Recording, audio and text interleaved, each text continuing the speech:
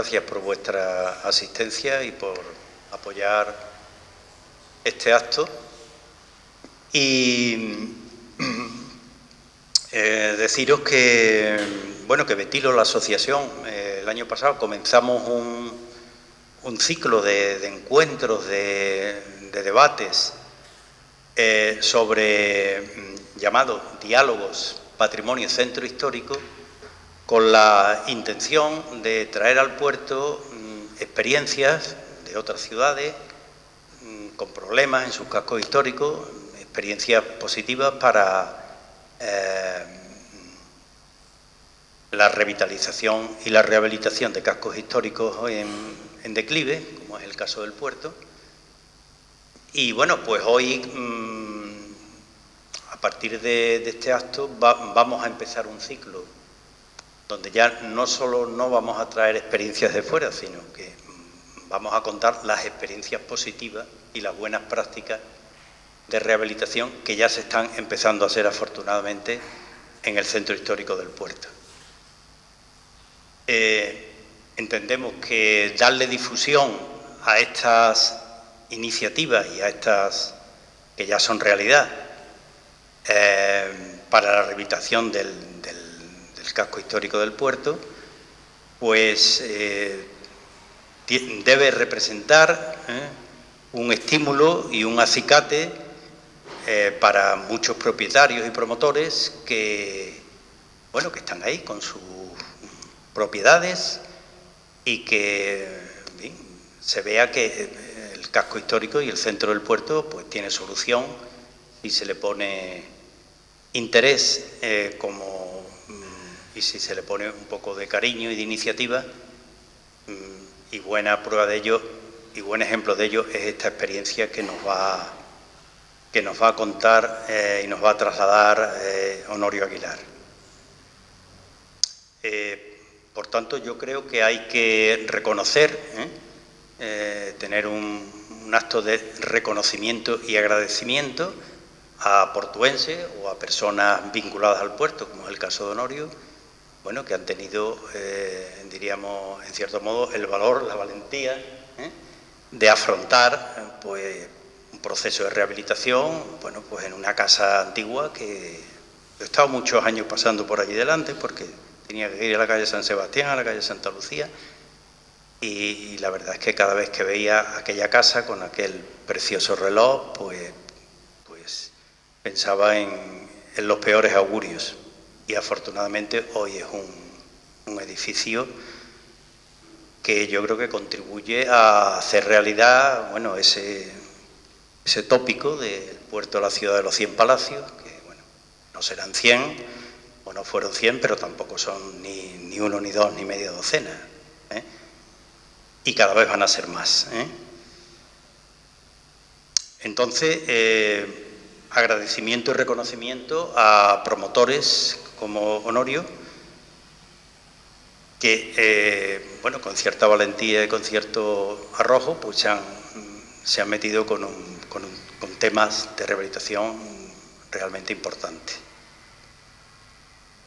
Y también decir que, bueno, que no solo los particulares y los privados van a trabajar o van a sacar el casco histórico del puerto de la situación de abandono y despoblación en la que ha estado sumido y que bueno, que no está resuelta. Evidentemente empiezan a haber, bueno, lo que se ha dicho otras veces, brotes verdes, ¿no? Empiezan a haber síntomas de recuperación, pero hay mucho que hacer, ¿no? El centro del puerto está muy despoblado. Mientras no haya población estable y residente, va a ser muy difícil que esa recuperación sea una realidad, que se recupere el comercio en el centro y por tanto, pues aquí, aparte de lo que hagan los privados, y hay que agradecérselo y reconocerlo, es muy importante lo que hagan las administraciones públicas, lo que haga nuestro ayuntamiento, lo que haga la Junta de Andalucía y bueno, tiene que haber una política de ayudas y de incentivos a la rehabilitación. Espero que ahora Danusia nos cuente, Danusia Enciso, concejala delegada de Planeamiento Urbanístico del Ayuntamiento nos cuente algo, qué políticas y qué proyectos tiene este Gobierno para el puerto y para el casco histórico, el centro histórico del puerto de Santa María. Y desde Betilo ya lo venimos diciendo desde hace tiempo, es importante que el Ayuntamiento sea motor de otras iniciativas dirigidas a diríamos, a otros segmentos de población más, bueno, que quiere vivir en el centro, pero que necesita una oferta de vivienda asequible desde el punto de vista económico, y que, aparte de los grandes edificios, de los palacios, de las casas palacios, pues hay también muchas casas sencillas, muchas casas del 18, que tienen su gracia, que tienen su encanto, incluso patios populares. Han sido muy importantes en el puerto, fueron el germen de la fiesta de los patios, y hay que hacer una tarea desde los poderes públicos de potenciar y promover y ayudar a que estas iniciativas se hagan realidad. El Ayuntamiento tiene un instrumento de gestión que es la empresa municipal de suelo y vivienda, Subipuerto. Hace falta que Subipuerto empiece a actuar en el casco histórico y empiece a promover pues también viviendas y rehabilitaciones que permitan que los portuenses de a pie pues también puedan vivir en el centro histórico. Bueno, podríamos decir muchas cosas más, pero aquí lo dejamos. Quizás después, cuando llegue el momento del debate, pues podamos entre todos alumbrar más ideas y más propuestas. Paso la palabra a don Lucía Enciso, concejala delegada de Planeamiento Urbanístico del Ayuntamiento. Bueno, muchas gracias, Fernando. Buenas tardes a todos. En primer lugar, quería agradecer especialmente a Betilo esta invitación a esta conferencia, bueno, dentro de las estupendas iniciativas que lleva a cabo para conservar y recuperar el patrimonio arquitectónico de esta ciudad y especialmente en su casco histórico, objetivo que ya nos hemos dicho mutuamente que compartimos plenamente. Como Ayuntamiento creo que estamos haciendo los deberes, aunque siempre todo se perciba escaso y demasiado lento, especialmente con la aprobación del Plan Especial del Casco Histórico, el famoso PEPRICHE, que después de 30 años paralizado hemos aprobado definitivamente, se encuentra en vigor plenamente desde hace ya 2 años y que al dotar de un marco normativo concreto las intervenciones dentro del casco histórico y entorno está permitiendo hacer viables muchas actuaciones que antes no lo eran. Además, actualmente estamos pendientes de obtener las competencias de cultura para formalizar la comisión local, la CONSEPE, que ya han sido solicitadas a la Junta y de las que ya se ha emitido informe favorable por parte de la Consejería de Patrimonio Histórico, encontrándonos ahora mismo a la espera de culminar sus trámites administrativos. Por otra parte, el equipo de Gobierno, conforme a lo que indica la lista, la Ley Andaluza del Suelo, establece el casco histórico como zona de actuación del registro de solares y edificaciones ruinosas. Comenzará por inscribir en el mismo todas las fincas con declaración de ruina, aquellas en las que el propio Ayuntamiento haya tenido que actuar de forma subsidiaria por la inacción de la propiedad, las que no hayan superado la ITE y supongan una situación de peligro, o las que no presenten condiciones de seguridad. Todas ellas serán las prioritarias para su inclusión, pero evidentemente será cuestión de poco tiempo que todas las fincas o suelos incumplidores terminen incorporados a este registro. Es decisión también de nuestro Gobierno que todas las actuaciones que se lleven a cabo y que terminen en proceso para licitar un solar o una edificación tengan algunas limitaciones para que no terminen en un porcentaje desproporcionado siendo viviendas con fines turísticos, rompiendo el necesario equilibrio entre los diferentes usos.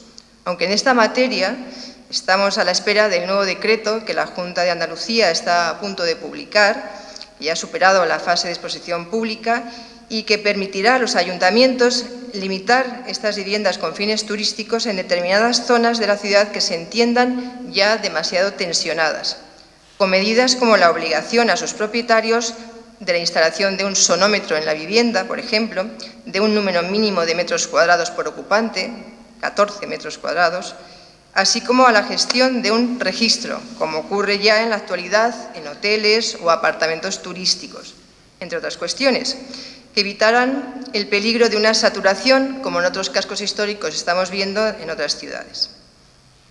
Por otro lado, la carencia de un plan municipal de vivienda en el puerto no permite gestionar subvenciones y ayudas para la rehabilitación.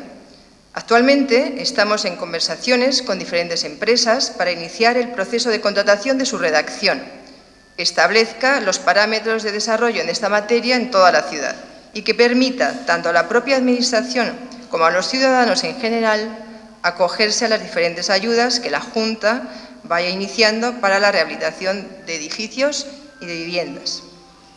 Pero centrémonos en el objeto de esta conferencia de la mano de un gran arquitecto, Honorio Aguilar, y en concreto sobre una intervención de cuya rehabilitación es autor y que es un ejemplo sumamente interesante de cómo se puede actuar salvaguardando con gran éxito un edificio emblemático del patrimonio de nuestro casco histórico, la Casa del Reloj, la conocida Casa de Cargadores a Indias, perteneciente a esa etapa dorada en el puerto, en la esquina de la calle Cruces con San Sebastián, en el barrio Alto, zona especialmente dañada y deteriorada que requerirá una especial dedicación también para su recuperación. Bueno, Honorio Aguilar, yo creo que no es necesaria mucha presentación, voy a hacer un resumen muy rápido. Es doctor arquitecto, sevillano, estudió en Sevilla, es premio del Ayuntamiento al mejor expediente académico de la promoción. Tiene un MBA por la Universidad Internacional de La Rioja y un sinfín de colaboraciones y participaciones en diferentes cursos y universidades.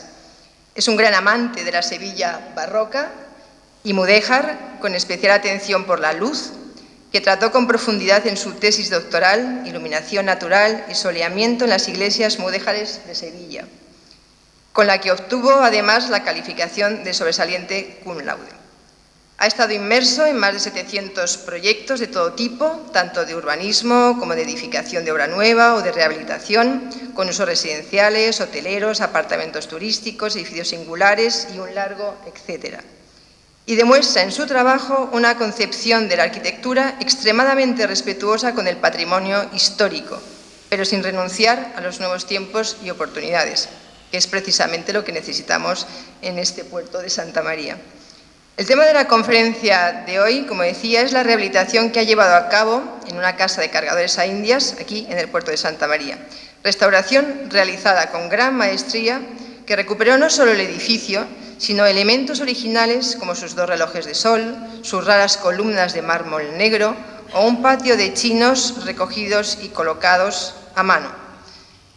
No me quiero extender más, escuchemos mejor al artista, el arquitecto Honorio Aguilar, no sin antes agradecerle su maravillosa contribución a la recuperación del casco histórico de nuestra ciudad y su presencia aquí para explicárnoslo.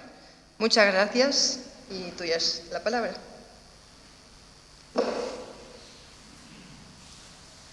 Fernando, muchísimas gracias por esta invitación. Enhorabuena a la labor que hacéis en Betilo. Desde que me invitaste sigo vuestras publicaciones, vuestra web. Creo que estáis en una línea de trabajo maravillosa para esta ciudad. Y Danusia, con esta presentación que me has hecho, no sé, ¿qué voy a contar? Muchísimas gracias por esas palabras tan cariñosas. Pues voy a hablar desde el corazón más que desde el lado técnico. Sí. La relación con el puerto de Santa María pues, empieza desde muy temprana edad. Es una ciudad que me encanta, a la que he venido mucho y en la que he celebrado desde la pedida de mi mujer, que la hice en el Club de las Redes, hasta cualquier evento familiar o festivo que he hecho en esta tierra, porque la Bahía de Cádiz y la provincia de Cádiz me apasiona. Soy sevillano, pero soy enamorado de la provincia de Cádiz. Siempre digo que es la provincia más completa de Andalucía, lo tiene todo. Mi hija, por ejemplo, la bauticé en la Catedral de Jerez. Fijaos mi pasión por la provincia de Cádiz. En este caso, además, se me unían otros muchos factores, como es mi pasión por la arquitectura, por el patrimonio, por la cultura, en definitiva, como el arte, como máxima expresión del pensamiento humano. Soy un apasionado del arte. En este caso era el arte, la cultura, el patrimonio, todo lo que encierra esta ciudad, pero es que además descubrí una casa que tenía uno de los símbolos que más me gustan, en los que más suelo trabajar y que me encanta divulgar, que son los relojes de sol. Esos extraños mecanismos, esos cuadrantes solares verticales, horizontales, que aparecen en edificios ocultos por ahí, casi escondidos, olvidados, maltratados, y que me encanta hablar sobre ellos. Hace unos años empecé a hacer rutas para los seguidores de mis redes sociales, en el estudio de arquitectura, por la ciudad, por Sevilla, para descubrir los relojes de sol. Después las empresas culturales se han dedicado a hacerlo en base a eso, y me parece maravilloso porque salió en prensa, en televisión, nadie se había fijado en esos mecanismos tan extraños, ¿no? Y siempre digo que el abandono, el olvido y la destrucción vienen guiadas por el desconocimiento. Si difundimos, si damos a conocer lo que tenemos, si ponemos en valor esos elementos, difícilmente alguien podrá olvidarlos, abandonarlos o destruirlos. Entonces, por eso, Betilo, os felicito por lo que hacéis, porque la difusión del patrimonio es fundamental para su conservación. Pues en este caso es que no había un reloj de sol, es que había dos. Entonces, para alguien que le gusta la arquitectura, el puerto, Cádiz, y que además hay dos relojes de sol en un edificio, digo, esto es como se me gusta todo, ¿no? Me puse a investigar sobre la casa, sobre la ficha que aparecía en el catálogo, y descubro, pues, que parece que es una casa del siglo XIX, pero a mí me daba como que no era una casa del XIX. Eso es debido a que en el portón de entrada en el zaguán hay una inscripción de 1859, que es cuando se pone ese portón verde con la reja en la parte de arriba y los vidrios. En la ficha de planeamiento explica muy bien qué características, qué tipología tiene la casa, de casa-patio, pero la califica como una casa del 19.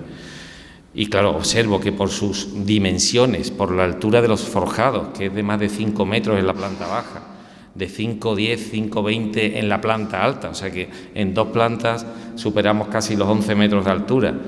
No podía ser una casa del 19, tenía que ser una casa del 17 o del 18, tiene que ser una casa de cargadores a India. Veo que la bodega conserva algunos de los arcos, aunque muy transformados. Veo que la contaduría de esa casa de cargadores a Indias, habitual en una tipología que todos conocéis y que tenéis maravillosos ejemplos, y que gracias a ese centro de interpretación de las casas de cargadores a Indias creo que podemos entender mejor. Me parece una iniciativa preciosa, además es la primera que se hace en la Bahía de Cádiz, ¿no? Pues esa contaduría que ocupa el rellano de la escalera de la planta, que sería en esta zona de ahí, al final de la escalera, está destruida parcialmente, pero está. Lo que la contaduría, que albergaría al menos 3 crujías, ocupa solo una sala de unos 25 metros cuadrados, pero tiene la cota adecuada de la contaduría, está en el nivel de la contaduría y tiene esa portada de ingreso barroca con yesería, que estaba cantado que era una contaduría de una casa de cargadores. En la casa no se veía mucho más porque los arcos de piedra estaban blanqueados por el paso de los siglos. La planta alta estaba ocupada completamente por escayolas, con lo que no se observaba ningún forjado original. Solo se podían apreciar algunos que habían sido sustituidos en el 19, en esa reforma, digamos una reforma como moderna para su época, ¿no? A mitad del siglo XIX, por una familia que son los compradores de esta casa antigua y que deciden pues hacer pisos, algunos de los pisos de buen tamaño, y locales comerciales en la planta baja, y eso ocasiona pues la destrucción del gran zaguán o casa puerta de entrada, la destrucción del portón adintelado de grandes dimensiones de ingreso al patio, la modificación del patio y por supuesto la modificación de todas las estancias de la planta alta, convirtiéndolas en esos pisos. Pero el espíritu de la casa lo veía. Yo veía que a medida que la obra fuera avanzando iba a ir descubriendo algunos elementos que me iban aportando cada vez más valor a la casa. De hecho, la casa estaba en muy mal estado. Aquí hago una pequeña crítica general a un pueblo que me encanta, pero yo muchas veces digo, es la indolencia. O sea, ¿cómo podéis tener ese maravilloso patrimonio, dejar que se vaya destruyendo poco a poco, dejar que vaya cambiando de manos tan fácilmente, sin amarlo, sin cuidarlo y sin mimarlo, ¿no? Pero bueno, parece que los tiempos empiezan a cambiar, veo otras perspectivas. A la vez es también un territorio cargado de oportunidades. ¿Qué ocurre? Que hay tanto por hacer que para alguien que sea creativo o que le guste el arte como a mí, digo que es un territorio por explotar, que hay 1000 oportunidades. Si te vas a Marbella, posiblemente no podrás hacer casi nada porque todo está hecho. Pero aquí hay 1000 cosas por hacer en cada rincón, en cada calle, en cada tienda, en cada bar, en cada piso. Pues bien, la casa estaba sometida a un proceso de deterioro infinito. O sea, creo que durante los últimos 100 años no había entrado un albañil allí. ¿Qué ocurre? Que estaba entera apuntalada, había zonas de forjado que se habían caído por completo, no se conservaba nada de las carpinterías, salvo alguna puerta del 18, no se conservaban solerías, salvo alguna parte del 19 con las losas hidráulicas, y sobre todo era un estado de condiciones inhumanas, como estaban viviendo todavía algunas familias. Ahí tengo que agradecer a la labor de esos inquilinos que muchas veces son como los detestados o los culpables de las casas que no se respeten, no se recuperen, y en este caso pues yo lo que tengo es palabras de agradecimiento para las personas que vivieron en la casa y que la mantuvieron, porque las zonas que se han mantenido mejor de forjados han sido porque esos inquilinos por iniciativa propia las mantuvieron. Aquí homenajeo a Carmeline, que es la señora que ha actuado como el ángel de la guarda de esta casa, que toda la zona que ella habitaba la tenía bastante cuidada y que ella sigue viviendo en la casa. Le hizo un apartamento en la planta baja para que ella pudiera acceder fácilmente y que gracias a ella esta obra ha sido posible. Yo digo que es una santa porque ha aguantado 2 años de obra allí dentro con una zona acotada. Y bueno, ella está encantada ahora en su apartamento nuevo en la planta de abajo. Pues bien, la casa, a medida que iba avanzando el desarrollo de la obra, iba descubriendo pues lo que intuía inicialmente. Por ejemplo, en este muro de aquí observaba, y esto fue en un estado bastante avanzado de la obra, esos arcos que veis ahí al fondo, de una calidad en la piedra bastante buena, con una talla muy precisa y que estaban completamente ocultos, casi a 20 centímetros de profundidad, pues indicaban que aquí, sobre ese hueco, ahí habría una columna, habría 2 arcos de ingreso a la gran escalera, que sería una escalera de unas dimensiones mucho más grandes de la actual, y que algún vecino antiguo me contaba cómo era, ¿no? Yo le decía, ¿por qué no me la dibuja? Incluso alguien que pasaba por la calle, porque me decía, es que esto tenía una cosa redonda aquí que empezaba y no sé qué, pero nadie supo dibujármela. De todos modos, esto lo descubrí cuando la obra ya estaba iniciada, cuando el proyecto estaba ya presentado, tenía licencia que tardó pues unos 15 meses, un tiempo considerable. Cualquier reformado vuelve a tardar 15 meses, entonces si esto lo hubiera sabido antes, pero es que estaba tan profundo que no se sabía, quizás me hubiera planteado devolver la escalera original, recuperar esa columna en la base de esos arcos que habéis señalado y haberle dado otro protagonismo. Lo que sí hice fue, al menos esa zona que hay contigua a ese arco, desligarlo del local, porque eso pertenecía al antiguo bar El Reloj, esa era la cocina del bar, y lo he desligado en un reformado de proyecto por si algún otro día pues eso se quedase como zona común de la casa y poder recuperar la columna de esos 2 grandes arcos de acceso a la escalera. Aparte de eso, pues los dinteles que antes he mencionado de la gran portada de acceso desde el zaguán o casa puerta hasta el patio salieron a la luz también en este periodo de la obra. La casa es una atalaya sobre la bahía de Cádiz. Afortunadamente, la ciudad ha crecido en altura en muchas zonas, con muchas veces intervenciones desafortunadas. Se siguen produciendo esas edificaciones en altura, bajo mi criterio, fuera de lugar completamente. Pero el puerto todavía mantiene un perfil muy bonito. Desde esta atalaya, la Basílica Menor de los Milagros, que me parece un edificio interesantísimo y que ya veo que hay unos primeros pasos para una restauración que me parece prioritaria en la ciudad, por encima de otras muchas cosas. Pero el perfil sigue siendo muy atractivo. Todavía puedes ver las aurocarias que tienen esa relación con los barcos, con las velas de los veleros. Todavía ves alguna torre mirador en pie, medio que se cae, pero ahí están todavía, ¿no? Y me parece una delicia a la hora de plantear el proyecto potenciar esas vistas que tiene la casa. Por eso en la casa he realizado una serie de apartamentos. Alguien ha comentado que eran turísticos, que no sé. He hecho apartamentos. Al final nosotros, mi familia, usaremos 3 o 4 apartamentos. Algunos he puesto ya en alquiler porque la casa me gusta que esté ocupada durante todo el año y en una casa vacía. Yo no vivo aquí. Y afortunadamente pues hay un ingeniero de los de Enerti, de lo que está haciendo la planta solar viviendo allí, está encantado y está aguantando también el final de la obra, en una parte que se había terminado. Pero la verdad que he tenido mucha suerte con él porque es un tío encantador.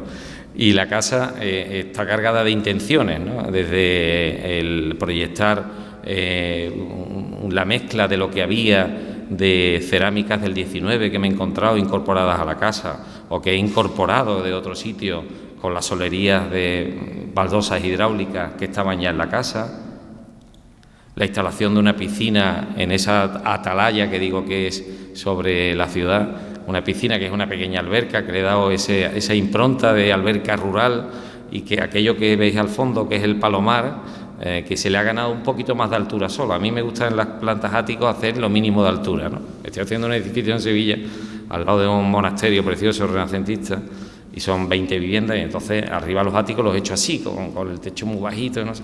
Y el otro día llevé un grupo de arquitectos de un curso que estaba dando de parafidas y me decían, oye, es que esto no lo hace nadie, todo el mundo aquí lo que metería son 360 de altura lo que mete el plan. Digo, es que a mí me parece una pena subir por subir las alturas de la ciudad. Entonces me gustan las plantas áticos mantener las alturas originales de los lavaderos, de los encendederos, esos que había, y hay que saber buscar lo apropiado para cada lugar, ¿no? Por eso me parecía interesante en la cubierta no darle más altura, mantener la cubierta a un agua, con un poquito más de altura a lo que había, porque era demasiado bajo, pero la instalación de esta alberca pegada a esa construcción le daba valor y una piscina en el verano, pues para una casa que está en el centro, que está lejos de la playa, es un atractivo y es la zona que usamos nosotros, ¿no? La obra ha sido una mezcla de momentos buenos, de momentos malos, como todas las obras, una obra que se ha dilatado en el tiempo casi 2 años, pero que a mí me ha traído muchos momentos fantásticos y lo he vivido durante el proceso de construcción, de descubrimiento de cada cosa, de investigación, de convivencia con las personas que han estado en la obra implicadas, con los que han estado viviendo en la propia casa en el transcurso de las obras y con mi familia, que ya el verano del año pasado, que habíamos terminado un par de apartamentos, ya estuvimos en la casa. Mi mujer protestando, pero al final encantada, los niños protestando, porque es que estamos en una obra. Y digo, pero es que así lo vais a disfrutar de una forma diferente, porque esto es un proceso creativo, no es un proyecto que sale de partida de un ordenador y de un estudio y se lleva a cabo de una forma fría. Esto es otra historia, ¿no? Pues estas son las vistas desde esa pequeña alberca y no hace más que poner en valor ese perfil de la ciudad que afortunadamente aún se ha preservado. En cuanto a materiales, la idea ha sido la de reutilizar desde el punto de vista medioambiental lo más razonable posible los materiales que había en la obra. Por ejemplo, todos los ladrillos que se han empleado en la planta de cubierta o en la reconstrucción de los muros son ladrillos procedentes de la propia obra, que eran tabiques del 19 de esa obra de 1859. También ha habido que aportar ladrillo nuevo y ha habido que hacer muchas cosas nuevas, pero en general la idea ha sido tirar lo mínimo, mantener casi todo lo que hay. Por ejemplo, en la planta ático, las vigas de madera, estas vigas las compré en un anticuario de aquí del puerto, al igual que todas las vigas de la primera crujía, que la cubierta estaba en muy mal estado y se hubo que hacerla nueva en un 80%, son todas vigas antiguas. Hay otras que he tenido que colocar nuevas porque no encontraba la medida y la escuadría necesaria, pero lo que sí he hecho es reutilizar muchos de los materiales que había en la casa, ¿no? El resultado son espacios armoniosos donde el mortero de cal es protagonista. Lo que he hecho es utilizar mucho mortero de cal. No hay prácticamente nada de cemento en la obra, solo para la consolidación de algunos muros previos a los morteros de cal. El mortero de cal es un material natural, en este caso es una cal procedente de Morón de la Frontera, ha sido declarada Patrimonio de la Humanidad. Si tenemos un patrimonio de la humanidad en cuanto a materiales aquí, ¿por qué no usarlo? Porque trae una cosa de otro lado, ¿no? Ese mortero de cal lo he utilizado en la mayoría de los espacios, en todos los exteriores. Creo que he traído como 6 camiones de mortero de cal en total, ¿no? Todos los exteriores son de mortero de cal, todos los revestimientos de las cubiertas, de los pretiles, de todo. Eso no lleva pintura encima, es un material que no hace falta pintarlo. Con el paso del tiempo, a mí es que me gusta cómo envejece, me gusta cómo se pone negro, cómo se pone verde, y a mí no me molesta ese envejecimiento natural de los materiales. Cuando ya esté muy degradado, pues aplicaremos una jabelga, que es una pintura de cal hecha con la base de ese mortero que se aplica sobre la superficie y que deja transpirar todavía el muro, y que estos muros en la parte de arriba no tiene humedad, pero en la planta baja lo tiene. Pues el mortero de cal a mí es que me encanta, yo lo utilizo mucho en obra, porque aparte de ser de aquí, pues es un material completamente respetuoso con el medio ambiente y un material que nos transporta a arquitecturas pasadas. ¿Por qué? Porque esta casa estaba hecha entera con mortero de cal y estaba hecha con una base de cal y arena y guijarro, y así ha perdurado con el paso del tiempo. En este caso, además, sobre la casa he tenido que intervenir muy poco a nivel de cimentación, porque la casa, al estar muy elevada con respecto a la calle Cruces y aprovechando el desnivel que tiene por la calle San Sebastián, está construida por encima de la cota más alta de la calle San Sebastián. Eso ha hecho que la cimentación se haya visto muy poco afectada por las humedades, que son habituales causantes de los hundimientos en las cimentaciones y de los hundimientos por consiguiente en los muros, y por tanto el desplome de los forjados, y eso ha provocado pues que los muros sí se habían movido, muchos de ellos, los forjados estaban en peor condiciones, porque si las cubiertas no se mantienen, es imposible, por muy bien que estén los muros y la cimentación, que se pueda mantener bien la edificación. He dicho solo la parte que estaba ocupada por los inquilinos, en la que habían mantenido las cubiertas y se había salvado todo ese forjado, pero en líneas generales lo que he hecho es reutilizar vigas de un sitio, las he colocado en otro, y sobre todo el barro, porque hay piezas de barro maravillosas. Hay barros del 18 y del 17 cocidos perfectamente, algunos con huellas de animales, de perros que han pasado cuando han estado secándose al sol en las barrerías del puerto, algunos de ellos teñidos con añil, que es uno de los característicos de los materiales que venían en esa cultura de vuelta. Si estamos en una ciudad de cargadores de India, que aquí entraba el añil y aquí se comercializaba con el añil, me parecía muy interesante mantener el añil como pigmento natural en esas piezas de barro. Y por supuesto todas las que he desmontado, porque toda la galería en torno al patio estaba en muy mal estado, ha habido que desmontarla y hacerla entera nueva. Cada una de las piezas se ha enumerado y se ha vuelto a colocar en el sitio que ocupaba en cada una de las alfajías que forman las 4 cubiertas del patio. Esta imagen es de la zona del bar, un bar que es toda una referencia en la nostalgia de los jóvenes y no tan jóvenes del puerto, ¿no? Yo he venido alguna vez a ese bar, cuando ese bar era muy bajito, cuando era muy chiquitito, pero que tenía un rollo muy bueno siempre, ¿no?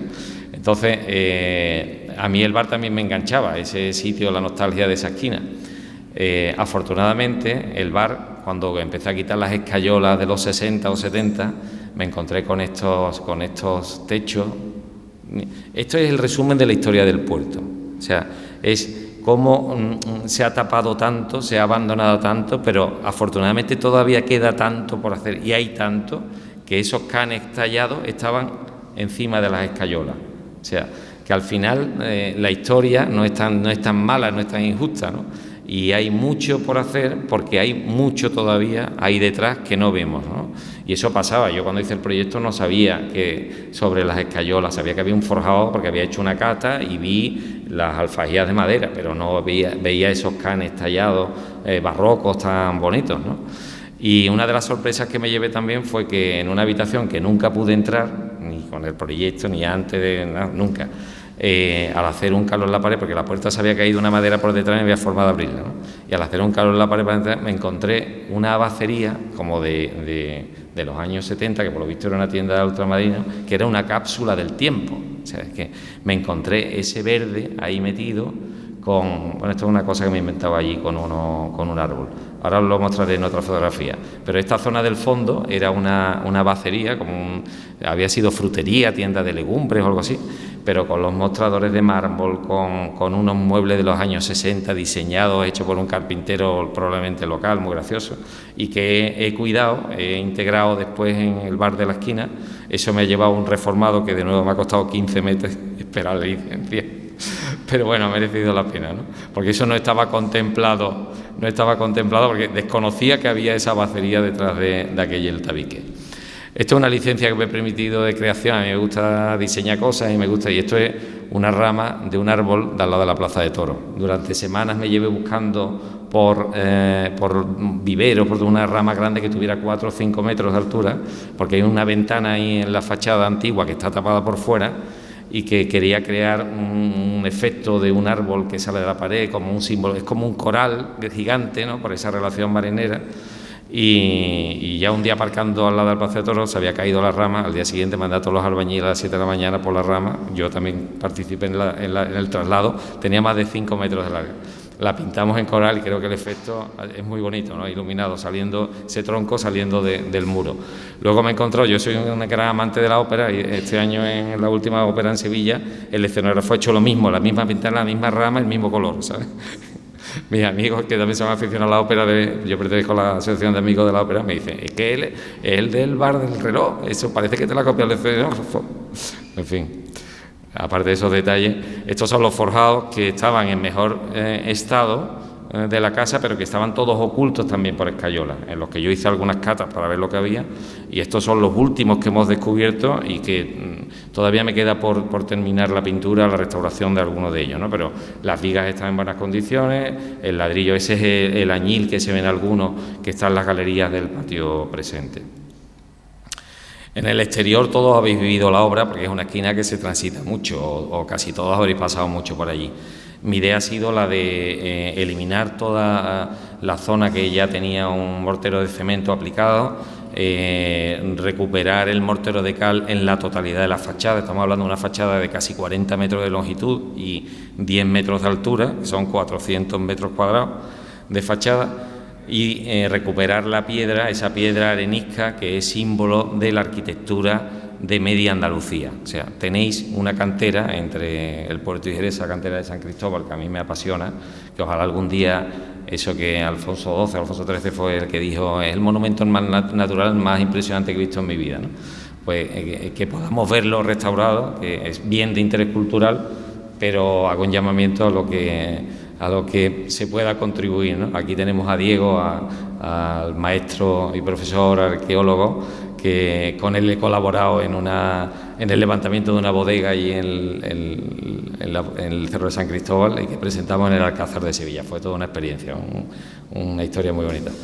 Pues bien, la idea ha sido recuperar los sillares de esta piedra arenisca de San Cristóbal, que está presente desde la Catedral de Sevilla hasta la mayoría de los palacios de media Andalucía y que le dio nombre y esplendor a esta ciudad. Hay otras canteras en otros puntos de Andalucía, pero no tan conocidas como esta. Sé que había más de 17 y 18 talleres de cantería específicos, porque es un material muy moldeable y muy fácil, aunque es muy degradable con el tiempo, pero a la vista además es un material muy bonito, muy agradable, ¿no? Me enamoran las fachadas que me encuentro con esas portadas por la ciudad, por el casco viejo, por el barrio alto. y en la esquina, que era un desastre, de una amalgama de cable infinita, o sea, había de casi 8 compañías suministradoras distintas. Me ha llevado 2 años quitarlo, y eso todos los que tendréis casa en el centro habréis vivido igual que yo.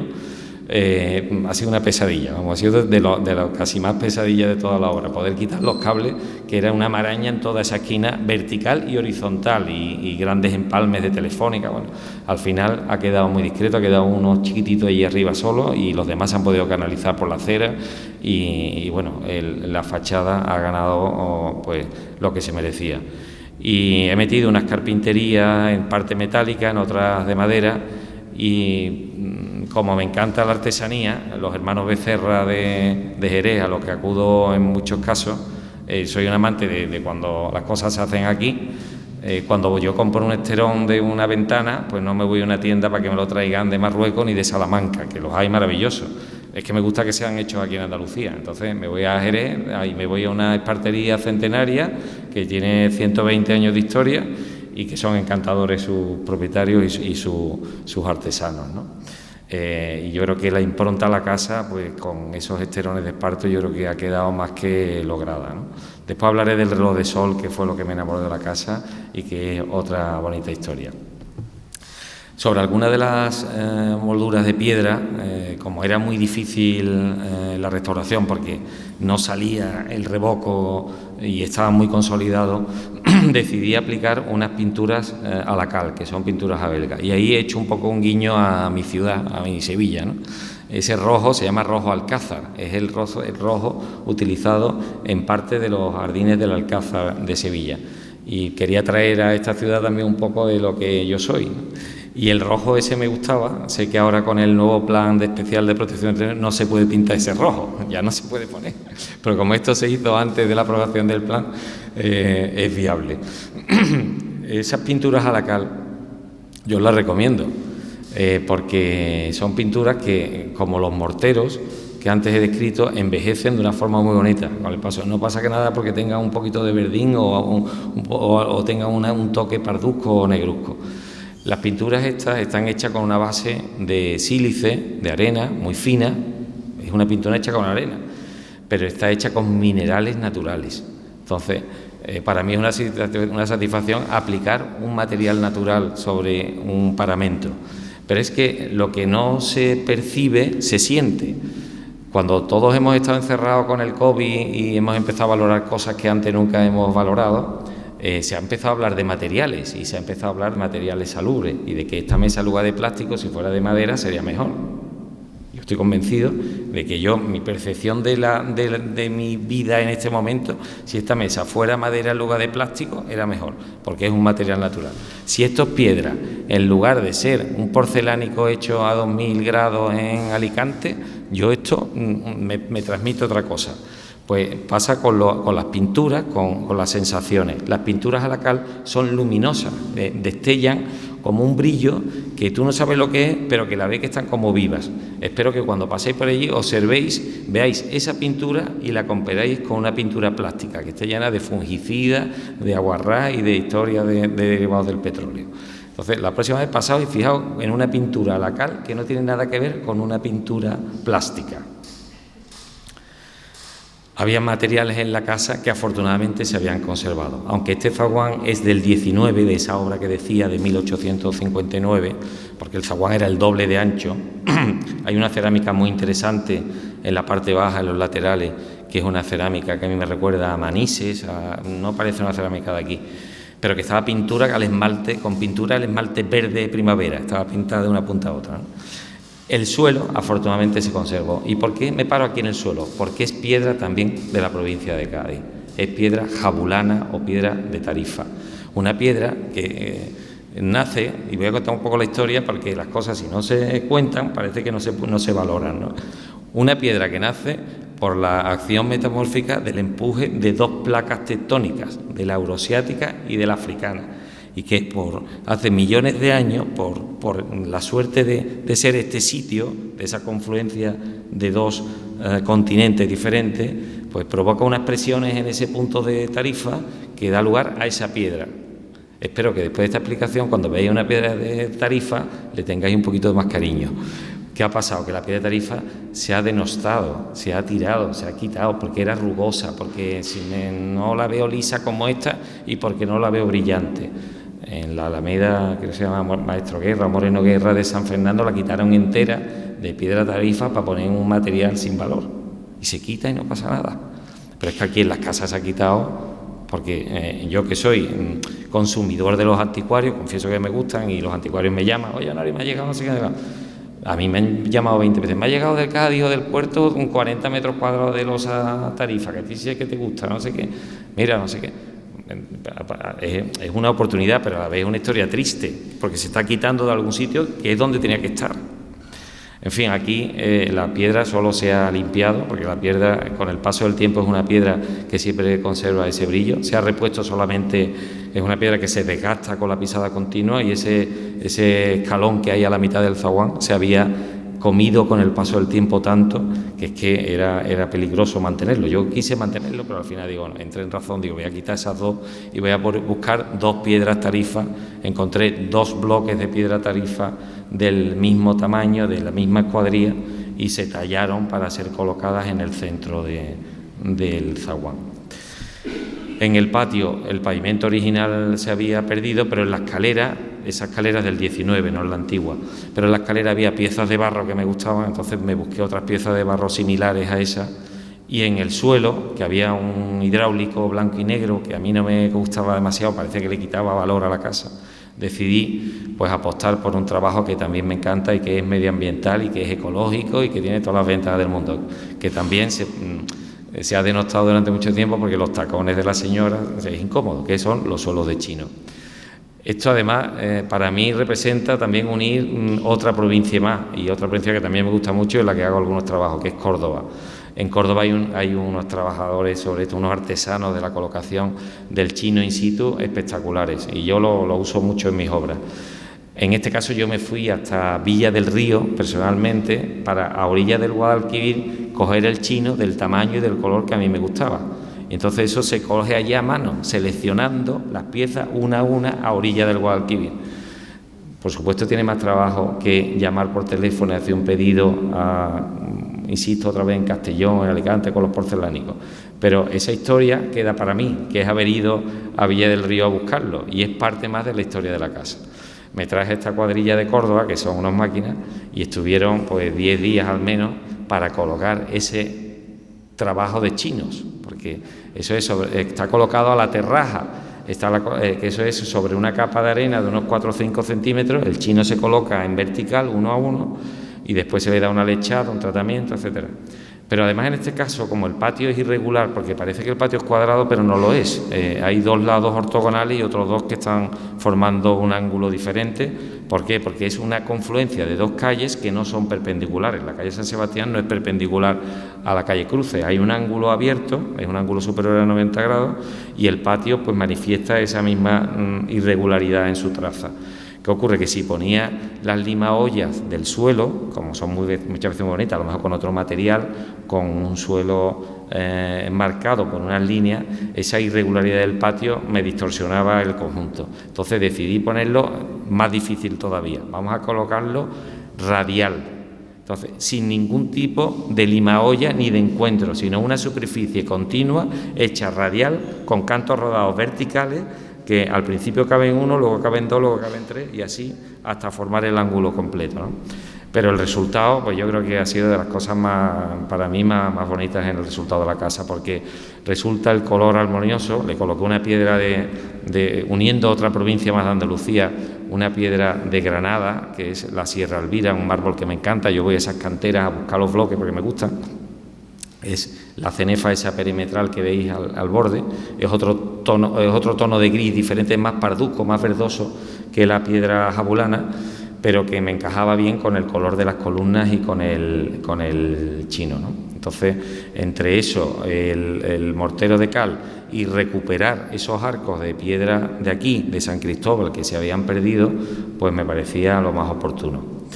Los arcos tienen una talla muy bonita y sobre todo porque son arcos de medio punto, pero que son muy airosos, ¿no? Y son airosos porque el arco no descansa directamente sobre el capitel de estilo toscano de la columna, sino que tiene un pequeño entablamento, que es lo que le da ese porte, ¿no? Como más elevado, más distinguido, y es porque no descansa el arco directamente sobre el capitel, sino tiene esa pieza intermedia perfectamente tallada que hemos restaurado con el mayor cuidado posible.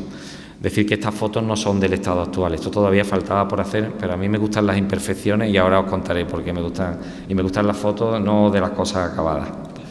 Pues bien, esos son los arcos que antes decía del fondo, ese es el suelo de Chino. Algún vecino de una casa de la calle Postigo me decía, la casa la han vendido, no sé, te vendo las macetas. Digo, véndemelas, que yo quiero macetas que tengan historia. Y entonces fuimos a buscar los macetones, como 10 o 12 macetones, que son de otra, tienen también historia las macetas, son de otra casa del puerto, ¿no? Y los macetones de barro de un alfarero de Lebrija, que me parece fascinante, que coge las pellas de barro gigantes y hace esas piezas tan bonitas, porque las hace cilíndricas, no son las macetas habituales, sino que son rectas. Entonces, en Lebrija hay artesanos muy buenos y, aparte de un pan magnífico y de un vino muy bueno, hay productos así para la construcción preciosos, ¿no? Estos son los entablamentos que decía que se apoyan sobre las columnas. Y he dejado para el final las columnas, que las columnas son pues lo que ya me terminaron de fascinar de esta casa. Las columnas eran como un gris raro, estaban como blanqueadas en lo alto, como todo, y se veían como grises, ¿no? Entonces empecé a hacer catas y digo, es que esto parece negro. Al final me pongo a investigar, puede ser mármol o piedra de Calatorao, de una cantera de Aragón. Puede ser piedra de San Vicente, de una cantera de la provincia de Barcelona, pero es que a mí me inclina que sea piedra marquina, que eso es de Vizcaya. Marquina es porque es una cantera que está en la marca entre Guipúzcoa y Vizcaya, entre esas dos provincias. Pero es una cantera pequeñísima, solamente tiene 200 metros de ancho y 5 o 6 kilómetros de largo. Es quizás el mármol más caro que hay en España ahora mismo. Entonces me pongo a ver, digo, aquí en el puerto tiene que haber otro sitio que tenga esta piedra. Es raro que estén solamente ya hago las catas sobre las 8, en las 8 parece que es la misma piedra, aunque hay dos que son más claras que el resto, ¿eh? Pero bueno, yo tengo la teoría que puede ser de marquina, no lo tengo claro del todo, me llevo también especialistas en piedra y tampoco lo hemos podido aclarar del todo. Pero a mí me encantaría que fueran de marquina, por lo menos. Pero me he encontrado que en el escalón del coro de la iglesia, solamente el escalón del coro de la iglesia, está lo que parece este mármol, que es distinto al que hay en el altar mayor, porque es una reforma del siglo XIX, a partir de 1806. En cambio, el escalón del coro de la iglesia, que en las visitas de capellanía, que son visitas perfectamente descritas, donde se dicen las obras realizadas en la iglesia, pues en una de 1679 se dice que estaban colocándose el peldaño y la solería del coro, ¿no? Y no se dice la procedencia de la piedra, pero estoy seguro que es esa, es imposible que se haya sustituido, y sí habla de la procedencia del resto de la solería, que parece que eran losetas que venían del castillo, del castillo de aquí de la ciudad. Parte de las losetas se llevaron para hacer el suelo del coro de la iglesia. Por supuesto, la sillería del coro es anterior, porque es de Juan Bautista Vázquez y es del 16, pero el coro sí es del 17, lo que es la forma y de la constitución del coro es una obra del siglo XVII. Y además está claro en esas visitas de capellanía que hemos investigado. Luego hablaré de la investigación y de quién me ha ayudado en ello, ¿no? Para potenciar esas columnas, que las he restaurado con un equipo de conservadores de Bellas Artes, me parecía, cuando descubrí que eran tan buenas, digo, esto no me lo puedo hacer mis albañiles ni la constructora, tengo que buscarme a un restaurador conservador de Bellas Artes. Entonces, el mismo que me iba a hacer el reloj tenía titulación suficiente junto con su equipo para restaurar las columnas. Entonces, la cantería sí se ha restaurado por el personal de la obra, pero las columnas y el reloj han sido objeto de personal restaurador de Bellas Artes, ¿no? ¿Qué hemos hecho? Pues una limpieza sin productos abrasivos, que hemos devuelto el color original, y ese color que se pierde con la cal del agua, porque son columnas que están expuestas a la intemperie. A mí no me gusta cubrir los patios con monteras, eso me parece distorsionar las condiciones medioambientales de los patios. Los patios están pensados, a veces hay que ponerla y no pasa nada, pero si se puede evitar, lo evito. Los patios son elementos que vienen de la tradición árabe, que a su vez viene de la tradición romana, que en zonas de nuestras latitudes son elementos reguladores de toda la vivienda. Si el patio se cubre con un cristal, por mucho toldo que le ponga, la casa empieza a ser calurosa. El patio es elemento de respiración, de ventilación de la casa, es a lo que abren las estancias, y si ese patio puede tener una vela, un toldo, pero un elemento que se pueda retirar por las noches, si el patio está dotado de verdor, o sea, de elementos naturales como son las plantas, y de agua, está más que comprobado que la temperatura ambiente de la casa puede bajar 6, 7, 8 grados.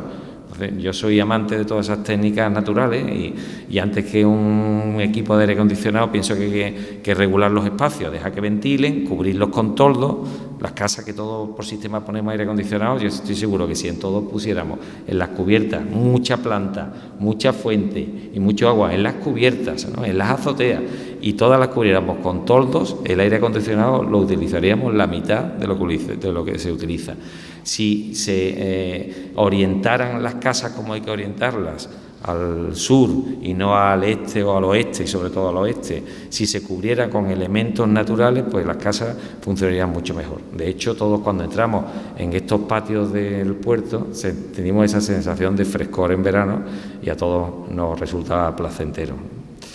Decía que para potenciar las columnas, que tanto me había costado restaurar, y sobre la que aplicamos unos nanoproductos, que son unos productos que hace solamente una empresa de Navarra, que lo que hace es potenciar el color. O sea, cuando le das eso, no es un barniz, es como una cosa que lo que hace es chuparlo la piedra y le da mucho más color. Yo lo utilizo normalmente en las restauraciones, ¿no? Entonces el negro salió mucho más negro, y le dio ese carácter al patio que ahora mismo puede resultar de lo más llamativo de la casa, ¿no?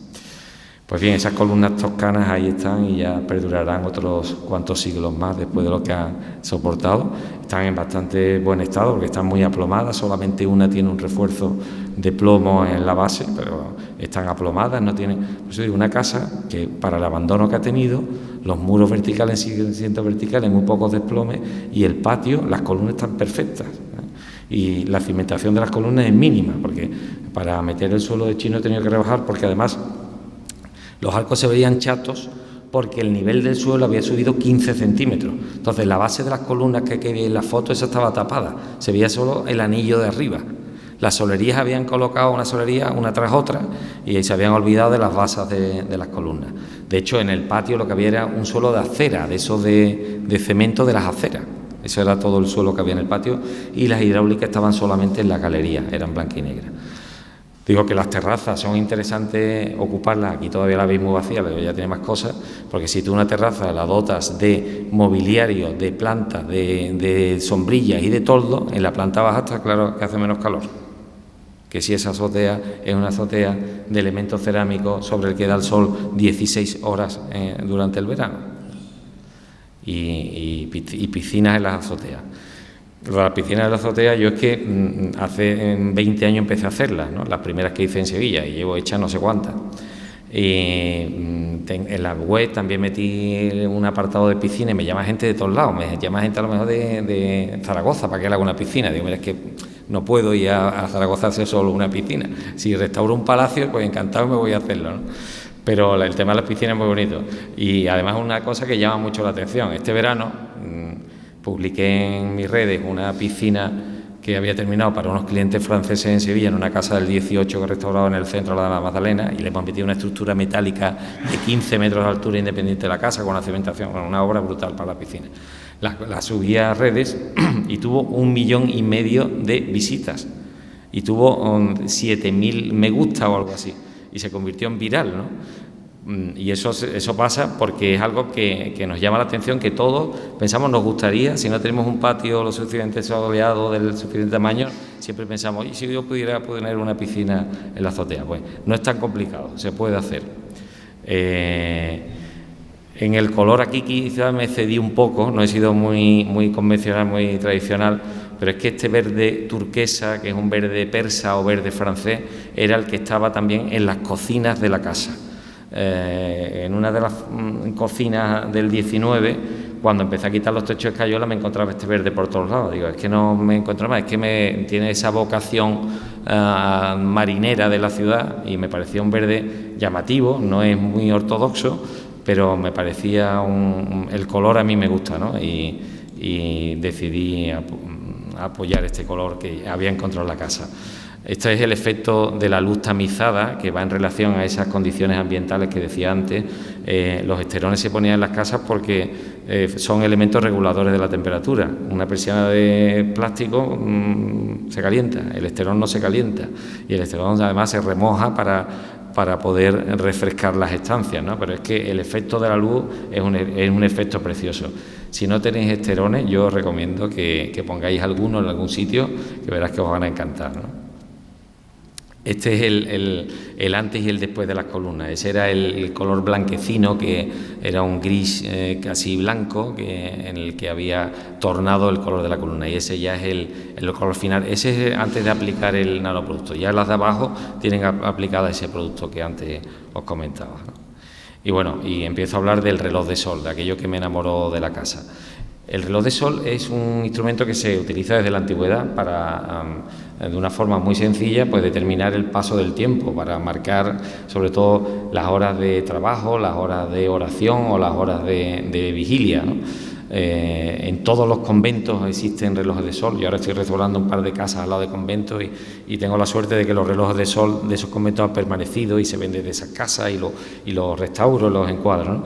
Pero en este caso era un reloj de sol que además tenía un especial significado, porque daba nombre a un bar que es nostálgico dentro de la historia de la ciudad y un nombre a una casa. O sea, en pocas ocasiones se conoce a una casa como Casa del Reloj. En toda España creo que solamente he encontrado una en Galicia, porque en Galicia, aunque hay poco sol, es donde más relojes de sol hay. Es sorprendente, pero porque el gallego es muy conservador de las cosas antiguas. Entonces hay miles de relojes de sol por todo, y hay varias organizaciones en defensa de los relojes de sol en Galicia, y aquí en Andalucía no existe. Hay una asociación de los amigos de los relojes de sol, a la cual yo pertenezco también, y publico, me gusta publicar en revistas. En Cataluña hay mucha afición por los relojes de sol, he publicado en revistas catalanas de Madrid sobre relojes de sol. Y en la asociación, que es una asociación nacional, este reloj está inventariado como uno de los relojes más precisos. ¿Preciso por qué? Pues porque por la latitud en la que se encuentra, la latitud, cada reloj de sol es distinto siempre que tenga una latitud diferente. La latitud es el ángulo que forma el punto de la Tierra en el que estamos con respecto al plano del Ecuador. Nosotros en el puerto de Santa María estamos en la latitud 36 grados 36 minutos. Sevilla, como está un poquito más arriba, es la 37 y pico. Y si es Córdoba, la 37 casi 8. ¿Vale? Pues entonces, los de aquí, todos los que están en esta misma latitud pueden ser iguales. Lo que ocurre es que el reloj de sol lo que marca es la hora solar, que es la hora de verdad, y la hora de los relojes nuestros es la hora oficial, que es una hora que está referido al meridiano de Greenwich, que en este paso pasa por Barcelona. Nosotros tenemos la hora referida al meridiano cero, con una hora de diferencia en invierno y con 2 en verano. Por eso cuando ves un reloj te descuadra la hora del reloj con la de la manilla, porque hay 2 horas en verano, 1 hora en invierno, pero aparte hay 20 minutos por la diferencia de longitud entre el punto en el que estamos y el meridiano que pasa por Barcelona, que es el que nos marca la hora de aquí. Pero aparte hay otra cosa más compleja todavía en los relojes, que es la ecuación del tiempo, que es una cosa que se llama analema, que es como una parábola rara, que es como un 8, que para cada día del año tiene un valor diferente. Entonces, para cada día del año, a un reloj de sol hay que sumarle unos minutos o no sumarle nada. Hay solamente 4 días del año que la hora del reloj coincide con la hora, con esa diferencia de la hora, de las 2 horas y de la longitud, pero el resto del año tiene un valor que discrepa muchísimo, hasta 20 minutos más. Por eso muchas veces pasaréis por el reloj y diréis, esto no marca la hora, y es que hay todas esas variables. Pero si os interesa el tema, hay muchas publicaciones en Internet, que es muy fácil, no es tan complicado, ¿no? Con unas nociones básicas. En este caso, un reloj de sol doble, que es muy raro, hay muy pocos. Aquí en Andalucía hay uno en Sevilla, y doble, quizá en Andalucía no recuerdo ningún otro. Es muy raro un cuadrante solar doble, ¿no? En este caso, yo me inclino a pensar que el de la calle San Sebastián es más antiguo que el de la calle Cruces. El de la calle San Sebastián es este que veis en primer plano y tiene números romanos. Está declinante hacia poniente porque no está contenido en el plano este-oeste, mirando al sur. O sea, un reloj perfecto, simétrico, con las rayitas así, todas simétricas, es porque está en un plano este-oeste.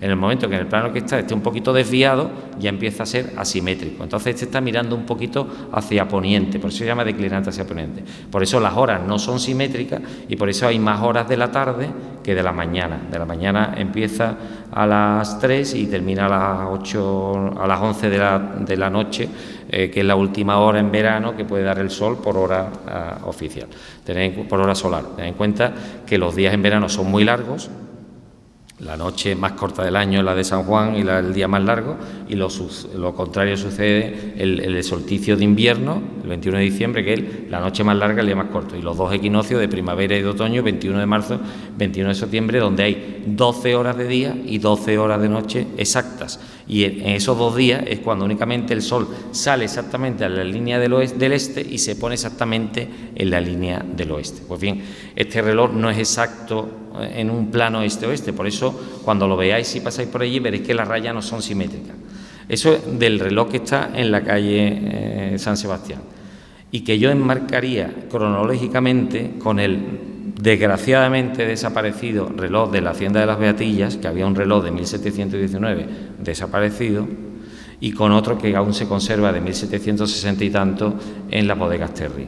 En el resto de la ciudad hay otros 8 o 9 relojes más, algunos más modernos, otros más antiguos, pero esos dos tienen los rasgos y esos además tienen la fecha de ejecución, con lo que me inclino a pensar que este reloj es del 18 exactamente igual. Pues bien, el reloj, en cambio, que está en la calle, ese es el reloj al que me refiero, que es el de la calle San Sebastián.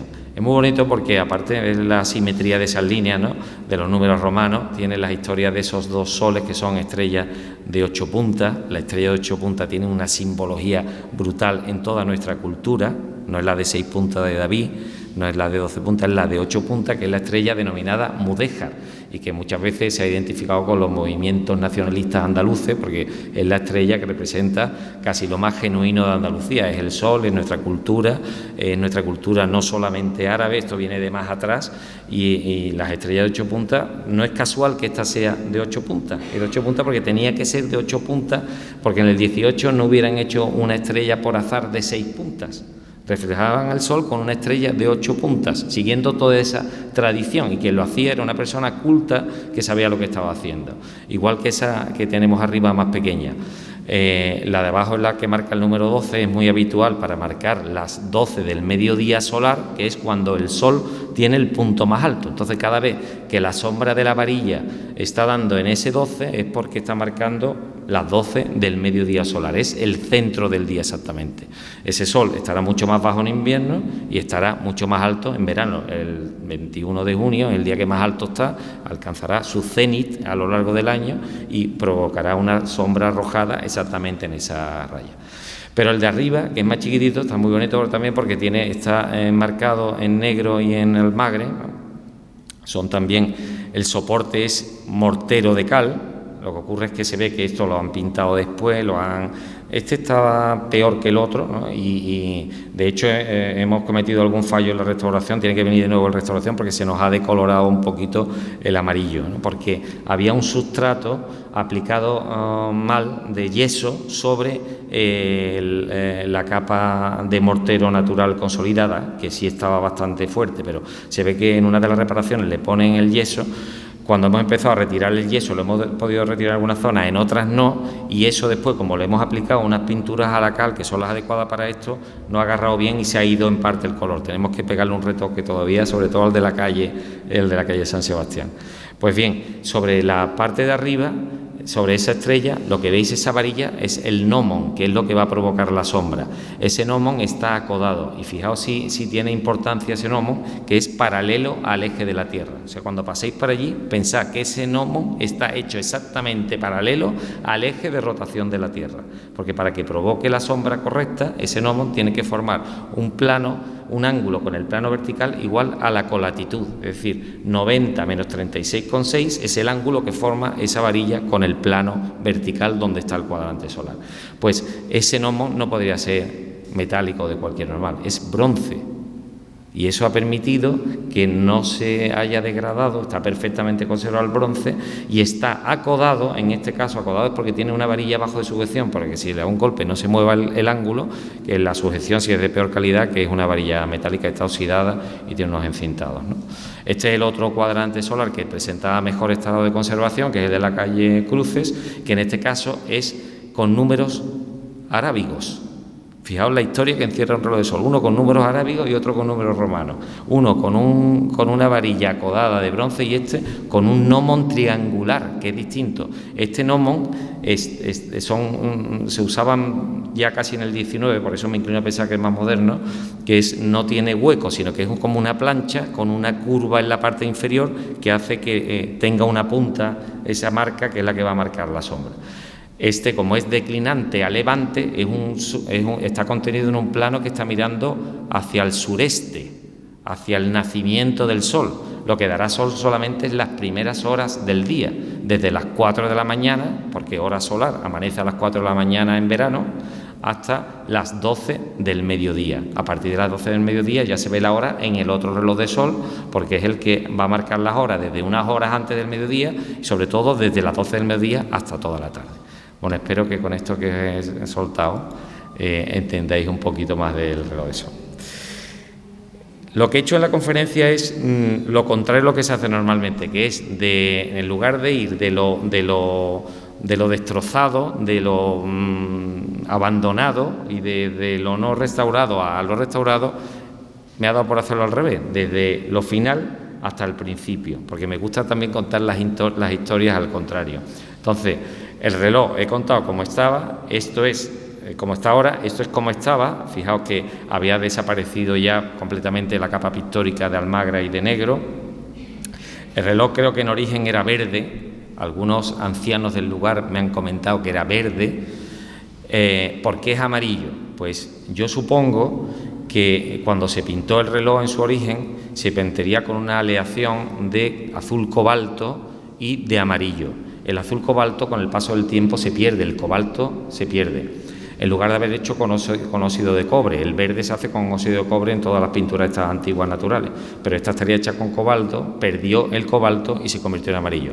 Ya el reloj el dueño del bar El Reloj sé que lo pintó encima y ya como lo veía amarillo lo pintó de amarillo y ya lo tenemos asociado a amarillo.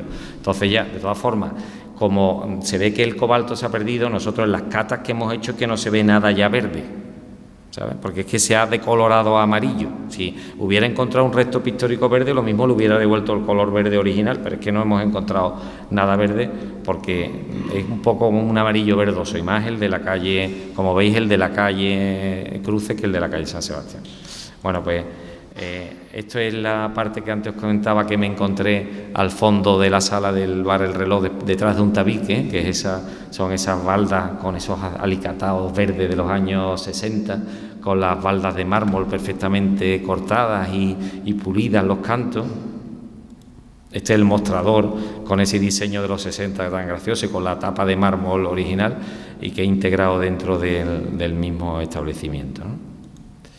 Esto también he querido hacer un guiño a la historia del bar y he dejado un alicatado que no tiene valor ninguno, pero el maestro de obras que lo hizo muy bien. La esquina redondeada está hecha perfecta, los trozos de azulejo. Es un azulejo sin valor ninguno, un azulejo de esto que se puso de moda en los años 60 de serigrafía, sin valor alguno, pero he dejado en la esquina de la barra. El resto le he quitado y le he metido el mortero de cal, ¿no? Y luego el trabajo de carpintería de la barra, que está una barra de madera muy bien hecha por un artesano local y que me ha parecido interesante respetar. En el suelo las piezas de hidráulica del 19, posiblemente reutilizados de otro sitio, o quizá de principios de siglo, habían sido cubiertos por grandes baldosas de grés cerámico blanco y verde de dudoso gusto, ¿no? Entonces, le he quitado y le he recuperado el suelo original, que me ha costado la misma vida. Aquí pongo un ejemplo de lo que ha sido trabajo en equipo de familia, con los niños limpiando con la fregona, el que no salía, y después de pasarle 1000 productos para sacarle el suelo que había debajo, todo este suelo que estaba debajo del suelo colocado en los años 60, 70. ¿Y por qué traigo esta tetera? Porque la casa yo la he concebido desde esta historia, que es la historia de la reconstrucción, dejando ver las cicatrices. Esto es lo que le pasa a esta tetera, ¿no? Eso es un arte japonés, y yo me gustan mucho las escuelas orientales y todas las filosofías esas, porque tenemos mucho que aprender de ellos en muchas cosas, ¿no? Entonces hay un arte japonés que se llama el kinjutsu, que es la reconstrucción de lo roto, pero utilizando el mejor de los materiales, o sea, pegar con oro. Entonces, en esa técnica, cuando un jarrón se rompe, lo pegan con oro para que se vea por dónde está roto. Pues un poquito de kinjutsu de esto he querido hacer en la casa, ¿no? De utilizar materiales nobles, materiales buenos para pegar reconstruidos, pero que se note un poquito, no, intentando no hacer un falso histórico, sino intentando que se note el paso del tiempo y jugando con la imperfección. Mira, ayer una catedrática de la Escuela de Arquitectura de Sevilla pasó por mi estudio y me dice: es que yo me he dado cuenta que tú eres el líder del Wabi Sabi. Digo, ¿eso por qué me dice eso? Dice, porque es una corriente japonesa que ahora todos los influencers y todos los de las redes sociales están intentando poner de manifiesto, que es demostrar que el paso del tiempo no es tan feo, sino que las cosas envejecen de una forma natural y hay que saber valorar ese envejecimiento. Como una pared con un pequeño desperfecto puede ser más bella que una pared lisa y perfecta, como un suelo con una pequeña oquedad y con un paso de la historia puede ser más hermoso que un suelo brillante acabado de colocar. Y como lo mismo pasa con un ladrillo, con una puerta, y bueno, esa filosofía del Wabi Sabi es con todo, es como una evocación a la naturaleza. La naturaleza es imperfecta. A mí me gusta que los edificios sean también un poquito imperfectos, que no sea todo tan relamioso. Por eso decía que antes he puesto fotos de la obra sin terminar en muchos casos, y yo por ejemplo en el estudio tengo un gran textil retroiluminado de aquí de la Casa del Puerto, y es el patio sin terminar, y la gente me dice: ¿pero por qué no has puesto terminado? Digo, porque a mí me gustan las cosas sin acabar un poco, me gusta esa historia de que las cosas tengan esa historia vivida detrás, ¿no? Pues bien, la casa yo espero que sea también un espacio cultural, ¿no? ¿Por qué? Porque me gusta la cultura, me gusta el arte, me gusta la música. Entonces hemos hecho más de un evento de flamenco, de encuentros de amigos, de momentos vividos muy bonitos. He abierto la casa para los amigos de los patios portuenses, de día, de noche, a la luz de las velas y a la luz del sol, ¿no? Y espero que eso pase en muchas ocasiones, ¿no? Pero la verdad es que la casa tiene muchas posibilidades. Para el verano que viene estoy preparando con Loving Art Andalucía, que es una asociación cultural de arte contemporáneo, una exposición para llenar los lienzos de los muros del patio y a lo mejor del antiguo Bar El Reloj con arte contemporáneo, que haga ese contraste con la casa, ¿no? Que también me gustan esos contrastes. Y me gustó mucho la iniciativa cuando se ha hecho lo de los patios, porque ha permitido la fusión de otras artes dentro del patio. No me quiero extender mucho más, que llevo ya una hora y pico.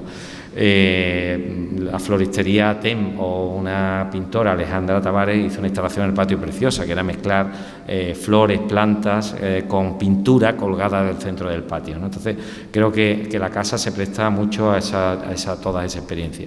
Y en la escalera, pues como me gusta el puerto y me gustan sus costumbres, sus tradiciones, me hice hermano de la Virgen de los Milagros, que hay algunos lo saben, pero me gustan esas cosas, soy un poco raro. Y aquí no había ninguna Virgen de los Milagros, pero mi padre tenía una Virgen de los Milagros. Luego os contaré dónde estaba esa Virgen de los Milagros, que os he traído una fotografía de dónde estaba. Y entonces, pues una mañana pasando por el jueves, en una de las obras que tengo, yo intento hacer las obras en el barrio de la calle de la Feria, la visita los jueves para ir al mercado, traigo aquí esto que me está pesando en el bolsillo, que esto lo he comprado esta mañana, en el jueves, que es un número que ya utilizaré para alguna de mis obras, y justo pues al mismo que le compré esa capilla, que la vi preciosa en el rincón, digo, es que además el fondo de la capilla, que tiene estrellas de plata, son de plata, el fondo está pintado en el mismo azul turquesa o azul persa que he utilizado, que viene de las cocinas de la casa. Pues la capilla, digo, es que esa es para la Virgen de los Milagros, me voy a inventar ahí una Virgen de los Milagros, que es que esto no estaba. Eso era una escalera rara, de cuando se hace la obra de la escalera, pues que llevaba un lavadero. Ese lavadero ya no tenía sentido ahí porque lo he colocado en otro sitio, he cegado esa puerta y he colocado esa capilla ahí que parece que lleva toda la vida, con una Virgen que además tiene el simbolismo para mí que era de mi padre, que después os contaré de dónde viene. Bueno, pues esta placa es un poco la historia de esa corriente japonesa. A mí me gusta así, que esto esté roto y no pasa nada. Y si esto se recompone, me gusta que se recomponga, que se note que se recomponga, ¿no? Que es otro material y que es una acción posterior a lo que el tiempo ha hecho sobre esta placa, ¿no? Pues la casa está llena de simbolismos y de guiños sobre estas historias, desde las cruces del patio, que son referencia a la calle que le da nombre al barrio alto, esa calle Cruces que atraviesa el barrio de una punta a otra, que tiene tanta historia y tantos edificios bonitos, ese Palacio Pruyena, y estaba viendo unos relieves que me enseñaba, que me parece un edificio fantástico. Ese es el azul añil de las piezas de la galería eliminadas y luego vueltas a colocar, ¿no? Esa es esa relación con América que veo en esas yeserías de la contaduría, que tienen esas formas iberoamericanas. Eso es una cultura de vuelta de la que nos hemos impregnado. Esas formas no son europeas, ¿no? Y a la vez he querido dotarlo también pues de cosas actuales, como esos interruptores de Álvaro Siza, un arquitecto portugués que me gusta mucho, que ha diseñado esas cosas circulares en negro, en blanco, y que incorporó a la casa, y que también esos toques contemporáneos o como las manillas automatizadas de los accesos, ¿no? La piedra que aparece en muchos sitios en la casa, que estaba oculta, el cableado antes de esto, era cuando ya había quitado la gran parte del cableado, todavía quedaba alguno, ¿no? Pero le he querido poner esto para insistir en el tema del ayuntamiento, que tiene que hacer algo con los cables, porque y que todos seamos conscientes de cuando dejamos pasar un cable lo complicado que es quitarlo después, ¿no? Y muchas veces se nos colocan esos cables sin pedir el más mínimo permiso, ¿no? Bueno, ya, esto es obra pasada. Y la bodega, ¿no? Que está la bodega, que no es original de la casa, se ve que los arcos son de esa obra del 19, el de la izquierda parece que tiene algo, la base o algo que le veo de piedra, pero ya el de la derecha, que se ve en esta foto al revés, pues en la parte de arriba tiene una de las puertas de la contaduría que se veía que ocuparía gran parte de esta sala. Me inclino a pensar que la bodega era la mitad de lo que es ahora, y la contaduría claramente se extendía hasta la mitad de esta sala, porque sobre ese arco están los huecos de paso de las puertas interiores de la contaduría, ¿no? En la galería he mantenido el suelo que había de hidráulico, porque es historia de la casa. Hago este recorrido, ¿ves? Aquí estaba todo apuntalado con los puntales, con los cubos para recoger el agua de las goteras de lluvia. Hago esa historia de delante a atrás, el proceso inverso, de cómo estaba ese zócalo pintado o el portón con las pinturas al esmalte brillantes alrededor, a los que he aplicado ese mortero de cal en pintura, esas abelgas, cómo estaban las cubiertas hundidas, cómo estaban los techos degradados, la teja se ha podido recuperar, o cómo era la casa, ¿no? Esto era el estado de abandono en el que se encontraba la casa cuando me enamoré de este sitio, ¿no? Esto era la escalera, que no es la original, esto es el patio como estaba degradado, donde no se apreciaba ya casi nada.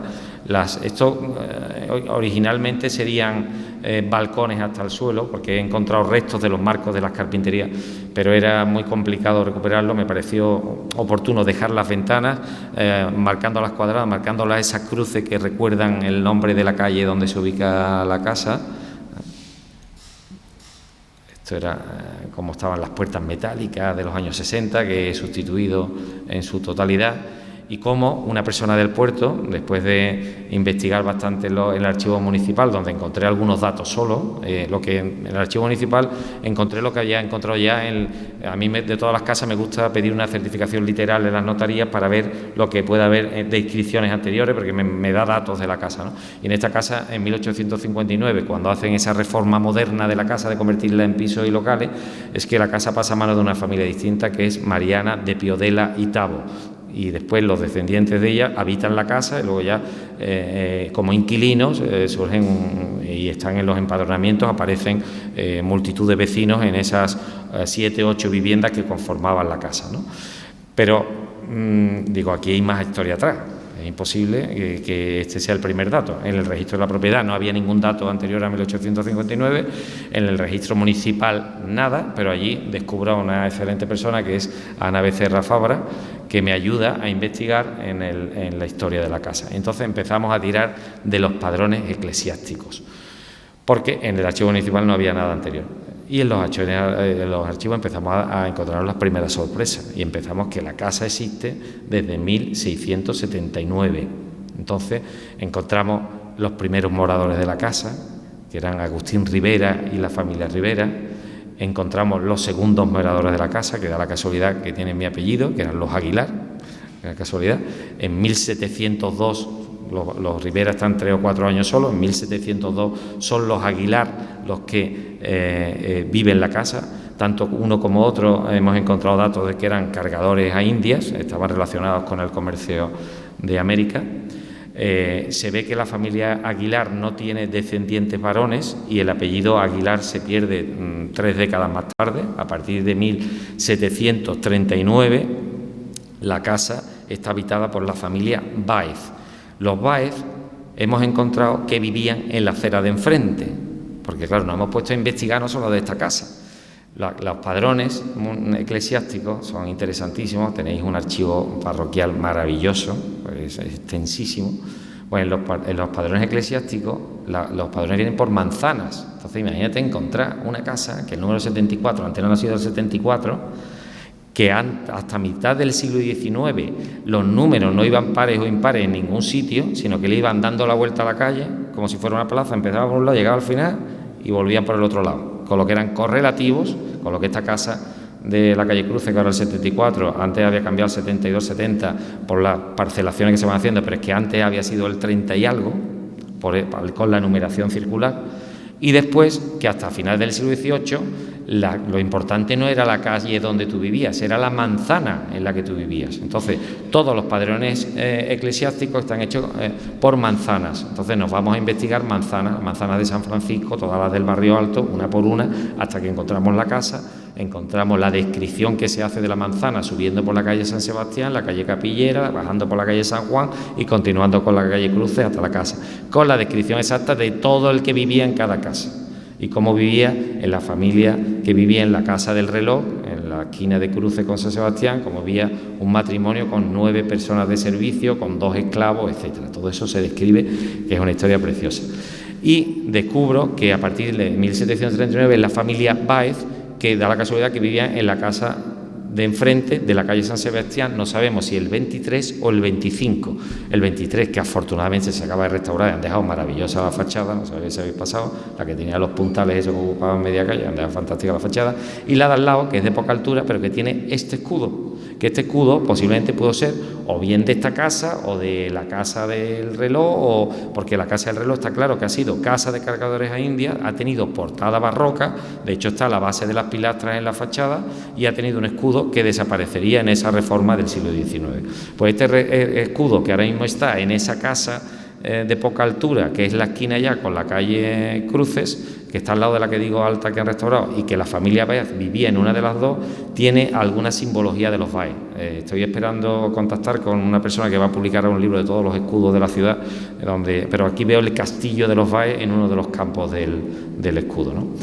Descubro cómo Cristóbal Báez, que es el primero de los Báez, cargador a Indias, que era un personaje que se movía mucho, se casa con una tal María Ana de Aguilar, y cómo después parece que los Báez se van a la casa de Aguilar porque se ve que no hay descendientes masculinos y ya son Báez, como luego vive a partir de 1739 Cristóbal Báez, Rodrigo Báez, hijo de Cristóbal Báez, y después una nueva generación de Báez que son otra vez otro nuevo Cristóbal con sus hermanos hasta finales del siglo XVII. Entonces, durante toda esa centuria, hasta finales del siglo XVIII, me he confundido. Toda la centuria, desde 1702, que empiezan los Aguilar, hasta 1799, está claramente en los padrones que tengo. Aquí están las cantoneras de cada uno de los padrones eclesiásticos que hemos consultado con todas las familias que vivieron en la casa, ¿no?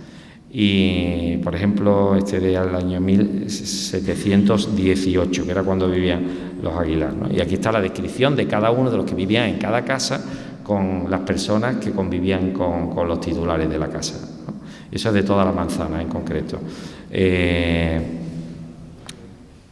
Este es uno de las habla por cuarteles, en este caso es el prior de la iglesia el que lo certifica, y lo que pone de manifiesto de la importancia de la calle Cruces es que al descubrir los vecinos de la manzana, la casa del rector estaba al lado de la casa del reloj. O sea, el rector de la prioral, la casa rectoral, estaba en la calle Cruces. Pertenecía a una cofradía que se llama, creo, de la Corona de San Francisco, y me inclino a pensar que es la parcela que hay en la esquina de la calle Cruces con la calle Postigo.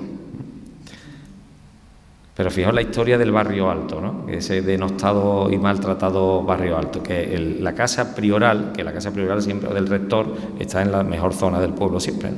Y estaba en esta calle, ¿no? Esa calle alta. Bien, esto ha sido toda una historia. La calle Cruces, que tiene esa simbología en algunas de las casas, esas cruces que a mí me han inspirado en esas cruces del patio, y que son testigos de la historia tan bonita que tiene toda la calle, ¿no? Aquí ese es otro de los este es de los Baes donde apareció, y es uno de los padrones de la iglesia prioral, en este caso el cuartel de San Francisco, de 1768. Pues toda esta historia, que parece que para algunos puede ser que no tiene valor, para mí tiene muchísimo, ¿no? El encontrar todos estos documentos relacionados con las personas que habitaron la casa. Y traigo aquí la iglesia, ¿no? Porque es el monumento de mayor entidad del municipio, y que veo relacionado con la casa, o quiero pensar que está relacionado con la casa, en esa piedra negra de las columnas que veo en el primer escalón del coro. Hay otras mármoles grises y blancos que parece en las distintas. Hemos consultado todos los libros de capellanías, que se llama de visitas de capellanía, de las visitas que se hacen durante las distintas obras, ¿no? Hay mucha documentación de las obras realizadas en la iglesia a partir de 1806, cuando ese proyecto de hacer una iglesia neoclásica, que afortunadamente se quedó en el presbiterio y no llegó al coro, porque había el proyecto de destruir el coro. En esa reforma, desde 1806 a 1860 y tanto, se iba a quitar el coro y se lo hubieran encargado el órgano, la sillería, todo. Y menos mal que eso se paró y no se llegó a ejecutar, ¿no? Ese coro con esos magníficos órganos. Los órganos son otros de mis debilidades. Voy restaurando órganos donde puedo y voy ayudando y contribuyo a la restauración de órganos donde puedo. Y la cantidad de detalles interesantes. A mí hay unos triángulos ahí son candelabros en esa capilla de San José que me parecen únicos, o sea, no los he visto en ningún lugar del mundo. Esos candelabros triangulares que están hechos con espejos y con lapislázuli y con esas estrellas arriba, que son candelabros para poner unas velas abajo y reflejar la luz en todas las direcciones, ¿no? Son una exquisitez. Creo que eso es de las cosas más interesantes que es la iglesia, ¿no? Y toda la simbología en torno a la Virgen de los Milagros, que por eso me ha parecido oportuno llevarla también a la casa. Bueno, pues estos son fotos de antes, ya he vuelto a los orígenes de cómo estaba la casa. Estos son fotos, un estudio comparativo del antes y el después, de los cambios cromáticos de color, de materiales, de la recuperación de suelos, paredes, arcos, piedras y de todo lo que esto ha conllevado. Cómo he mantenido también, esos son los techos hubo que quitarlos enteros y volverlos a colocar, pero cómo he mantenido también parte de esa historia del 19 con esa solería, porque es una lectura sensorial e histórica de toda la casa. O la visión del patio desde arriba, ¿no? Que es la visión que se tiene desde la terraza, desde esa atalaya de la propia casa, con ese patio que no es cuadrado, pero que me parece más bonito todavía que no sea cuadrado, ¿no? Con ese ángulo que refleja la calle, ¿no? Y bueno, ya no voy a contar mucho más, pero sí voy a contar algo de mis proyectos en los que estoy involucrado ahora mismo, que me apasionan tanto como el del puerto, ¿no? Esto es un edificio de arquitectura regionalista que ha empezado la obra esta semana en Sevilla. Esto es un gran edificio en la Plaza Nueva, que es el edificio de la Unión El Fénix, sobre que esto, que en principio parece que no tiene valor, y me pongo a investigar y a estudiar y me encuentro una estructura de Eduardo Torroja, que estas son las infografías que he hecho, quitando todos los falsos techos y descubriendo la estructura de hormigón armado, que debería ser monumento nacional, porque la estructura es del año 42, moderna, pero es una pasada, porque sobre ese espacio que veis, esa gran sala de 500 metros de diáfano, están los pilares de 6 plantas encima. Fijaos, cuando paséis por allí, por esa esquina de la avenida, con esta obra la vamos a empezar en breve. O el convento de San Alberto en Sevilla, que es un convento barroco del 17, que he incorporado ahora las visitas de Open House Sevilla. Yo soy el director, que es un festival internacional de arquitectura, y que, como da la casualidad de que uno de mis colaboradores desde Madrid, porque esto viene desde Londres, es un festival que hacemos desde el año pasado en Sevilla, y con el que lo monto, que es la agencia que me lleva la publicidad y las niñas que me ayudan para hacerlo, es del puerto, lo tengo medio convencido para hacer un open house en la bahía de Cádiz, que eso sería, open house es abrir edificios que no se abren normalmente. Entonces, abrir casas para lo mejor de arquitectura contemporánea, de diseño, o una casa histórica, o un convento, o una capilla que está en ruina, o un castillo, o la cantera de San Cristóbal, ¿no? Pues el proyecto, el germen está ahí, porque además este es del Puerto de Santa María y le ha encantado la idea, que ya salía el año pasado. Entonces, sería bonito hacerlo con la bahía de Cádiz. Este es uno de los... Aquí vamos a hacer una rehabilitación, que ya tengo la licencia ahora para empezar, ¿no? Esto es un detalle de cómo un piso que estoy haciendo en el barrio Salamanca para un coleccionista de arte, y me he encontrado esa solería, que esto es una recreación virtual. Ese suelo lo he montado en una infografía, fotografiando pieza a pieza. Si hay 300 piezas en el suelo, he hecho una foto de cada pieza. Lo hemos recompuesto, porque el dibujo se había perdido en parte, para ahora montar el dibujo entero, ¿no? Que es este piso, que ya la obra está casi terminada, pero el propietario no quiere fotos del interior de la vivienda. O esta obra que voy a empezar en Galicia, que es en Orense, en un valle lleno de viñedos y de cruceiros y de ermitas, y eso es un torreón del siglo XVI, una granja con una bodega abajo, con todos los elementos de la bodega, que es otra de las tipologías de arquitectura que más me gusta, la bodega, que aquí hay maravillosos ejemplos. Pues esto es una torre bodega del 16, que pudo ser una torre defensiva está en monumento nacional, ¿no? Con el arco de dovelas esa, o una casa en Écija, una casa palacio abandonada, que está exactamente igual que la casa del reloj del puerto, que ha sido objeto del expolio de columnas, de barandillas. Fijaos cómo se llevaron esa columna, y del abandono más absoluto. Y este es el resultado de algunas de mis obras. Esta es una casa que restauré en Fuentes de Andalucía, un conjunto histórico de la provincia de Sevilla, la de Carmona, un pueblo poco conocido, pero por eso me gusta, porque es poco conocido.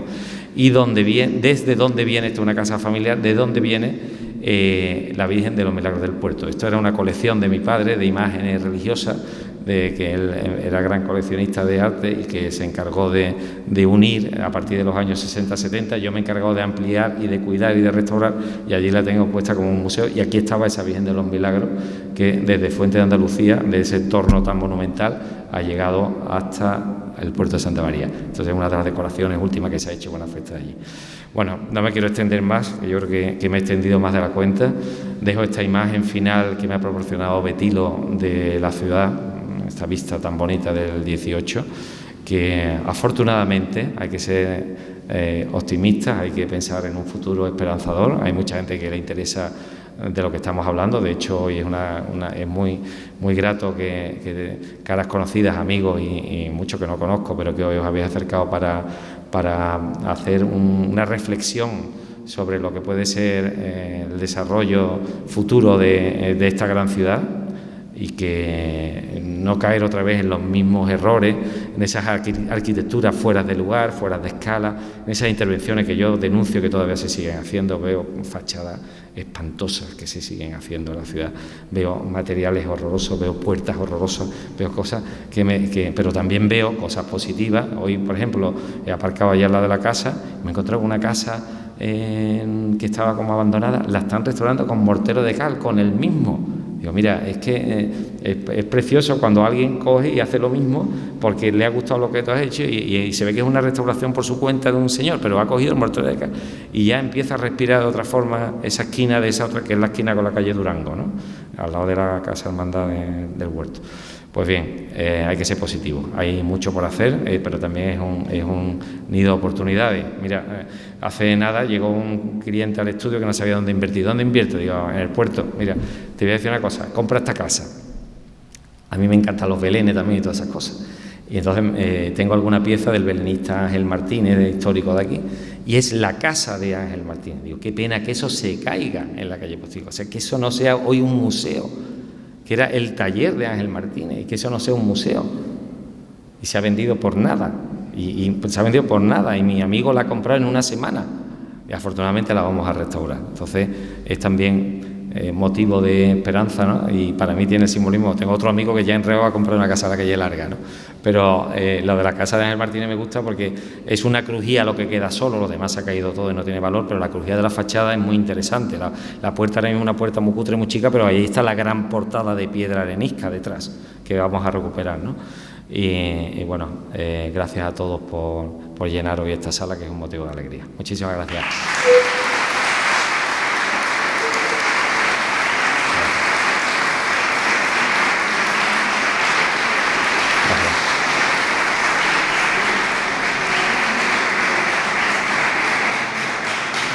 Muchísimas gracias a Honorio Aguilar por compartir su sensibilidad y su magnífica manera de entender la arquitectura.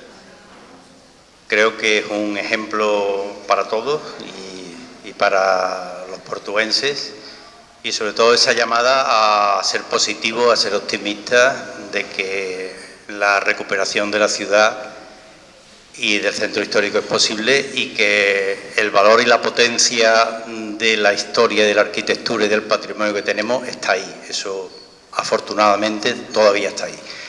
Vamos.